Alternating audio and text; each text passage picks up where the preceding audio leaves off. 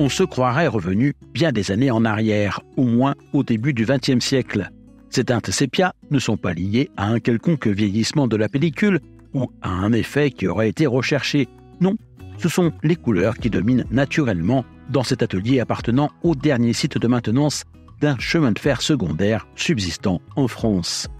Nous sommes à Saint-Georges-de-Comiers dans l'Isère, là où se trouvait l'ancienne gare de départ du chemin de fer de la Mure. La pièce maîtresse dans ce bâtiment, c'est cet ancien tour à reprofiler les essieux, mais d'autres machines-outils, datant également d'une époque déjà très ancienne, semblent n'attendre patiemment qu'une chose, que quelqu'un les remette en marche. Et ce n'est là qu'une petite partie de ce trésor caché dont d'autres éléments sont dissimulés dans des bâtiments voisins et même à l'extérieur, disséminés sur une très grande surface sur laquelle la nature a repris ses droits.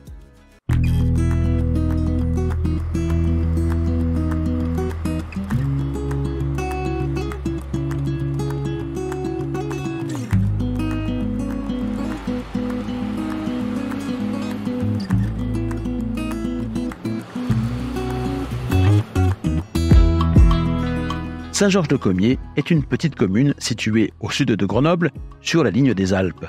Elle a longtemps compté 2 gares, celle bâtie par le PLM, aujourd'hui encore desservie par des TER de la SNCF, et celle édifiée par la compagnie exploitant le chemin de fer de la Mure qui a été inauguré en 1888.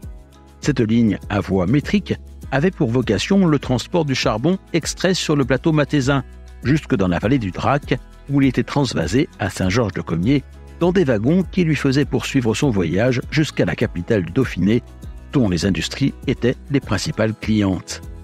La ligne traversant des paysages remarquables et offrant de magnifiques points de vue sur le lac du barrage de Monténard, un train exclusivement dédié aux touristes commença à la gravir à partir de l'année 1978.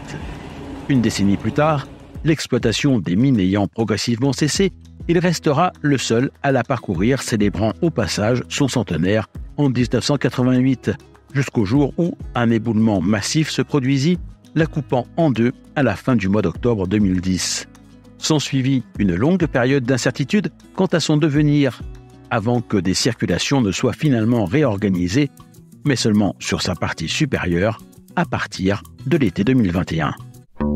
Dès lors, la question qui s'est posée était celle du devenir de la partie basse de la ligne et de celui du site de Saint-Georges-de-Comiers qui abritait les bâtiments administratifs, le dépôt et les ateliers qui assuraient l'entretien de la voie et du matériel roulant. Plusieurs associations se sont successivement penchées sur le devenir de ce site. De nos jours, c'est celle baptisée les Rails du Drac qui a signé avec le département de l'Isère une convention d'occupation temporaire.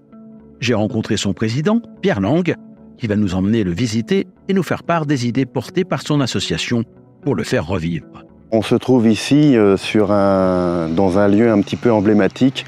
C'est le dernier site de maintenance d'un chemin de fer secondaire encore présent en France. Ce sont les ateliers historiques du chemin de fer de la Mure. Chemin de fer qui reliait Saint-Georges-de-Comiers à la Mure, même si par la suite il y a eu des prolongations jusqu'à Corps.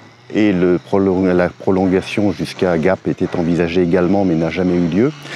Et ce train avait pour mission principale de descendre le charbon, l'anthracite, extraite de la Matésine. Mais c'est également un chemin de fer qui a fait du transport de voyageurs et du transport de marchandises. Il a été construit en 1888 et il est resté en exploitation jusque dans les années 80. Pour après être transformé en train touristique jusqu'en 2010, date de l'éboulement de la montagne qui a coupé la ligne en deux. Donc la partie haute a fait l'objet d'un grand projet financé par le département de l'Isère et qui a permis de remettre en route des trains touristiques. Par contre, la partie basse est actuellement totalement délaissée. L'envie et le projet porté par l'association, en fait, il comporte 3 volets.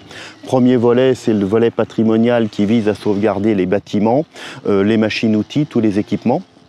Le deuxième volet, c'est essayer de redonner une vie un petit peu industrielle en remettant en route les machines-outils, en reproposant des usinages qu'on n'est plus capable de faire en France.